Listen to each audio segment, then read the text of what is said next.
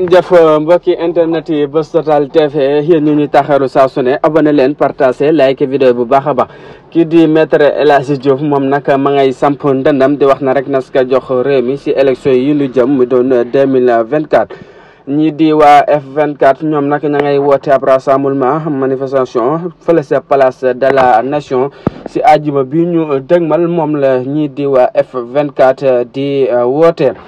ñii di waa APR mu doon Amadou Ba ak ki nga xam ne moo di Abdoulaye Diouf Sarr ñoom nag ñoo doon xeexoo seen biir mu doon seen farandooy ñi ànd ak Abdoulaye Diouf Sarr ak Amadou Ba dem fële sa seesu APR ba